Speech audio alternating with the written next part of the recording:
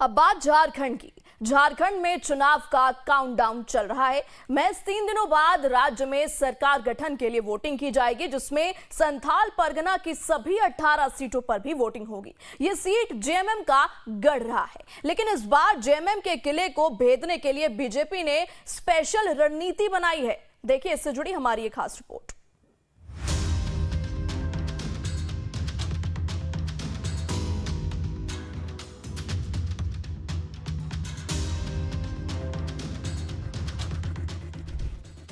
झारखंड की सियासत दिलचस्प मोड़ पर पहुंच चुकी है। चुनाव में जेएमएम और बीजेपी दोनों के बीच टक्कर जोरदार है। इसलिए तो दोनों दल वोटरों को लुभाने के लिए अपनी हर जनसभा में एक दूसरे पर कटाक्ष कर रहे हैं। सड़क, पुल, पुलिया, स्कूल, कॉलेज के बारे में तो हम लोग के नेताओं ने कहा ही है। बस हम आम लोगों से यही कहना चाहेंगे, देखिए झारखंड इस राज्य का सबसे पिछड़ा राज्य है, जबकि इस राज्य को सबसे अमीर राज्य होना चाहिए। एक बड़ा दुर्भाग्य है, क्योंकि इसका कारण इस राज्य पे राज करने वाला सबसे अधिक समय का ही जो एनडीए की सरकार है, भाजपा की सरकार है, यही उसका मुख्य कारण है। भाइयों बहनों,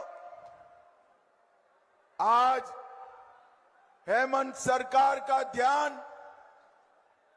झारखंड में कल कारखाने लगे इसके लिए नहीं है, बिजली बनकर यहां से जाए इसके लिए नहीं है, एल्यूमिनियम की खदानें हैं, आयरन ओर की खदानें हैं, इसका उत्पादन यहां हो इसके लिए नहीं है। उनका ध्यान केवल और केवल घुसपैठियों को घुसाने के लिए है, घुसपैठियों को घुसाने के लिए। वैसे तो झारखंड की 43 सीटों पर पहले चरण का मतदान हो चुका है। बाकी बची 38 सीटों पर वोटिंग 20 नवंबर को होगी। इसी में संथाल परगना का क्षेत्र भी काफी महत्वपूर्ण है, जिसमें कुल 18 सीटें हैं। हर चुनाव में ये क्षेत्र बड़ी ही अहम भूमिका निभाता है। वर्तमान सरकार में भी मुख्यमंत्री, विधानसभा अध्यक्ष और कई मंत्री संथाल परगना प्रमंडल से ही आते हैं। सीएम हेमंत सोरेन जिस बरहेट विधानसभा सीट से चुनाव लड़ रहे हैं, वो भी संथाल परगना में ही है। झारखंड की सत्ता निर्धारित करने में परगना क्षेत्र अहम भूमिका निभाता है, इसीलिए सभी राजनीतिक दल का फोकस संथाल जीतने पर रहता है। बीजेपी संथाल जनजातियों को लुभाने के लिए एक के बाद एक दांव चल रही है। परगना में घुसपैठ, जल और जंगल हमेशा से भावनात्मक मुद्दे रहे हैं, इसीलिए बीजेपी इस क्षेत्र में केंद्र सरकार की योजनाओं के साथ साथ लैंड जिहाद, लव जिहाद और जॉब जिहाद की बातें उठा रही है। जहां एक और 3 शुभ अवसर है, वहीं पर झारखंड में भी एक अवसर आया है 3 ऐसे रोगों से मुक्ति पाने का, लव जिहाद, लैंड जिहाद और जॉब जिहाद।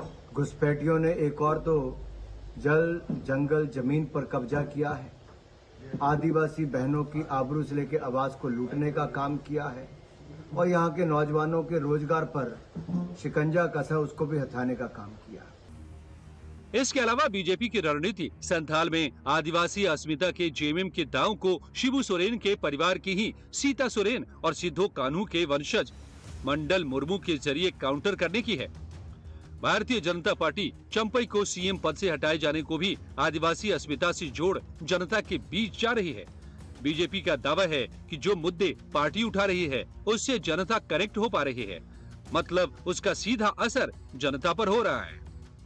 झारखंड में जमायत उलमा लोहरदगा ये क्या कहते हैं, हम मुसलमानों से अपील करते हैं कि इंडिया अलायंस को वोट करो।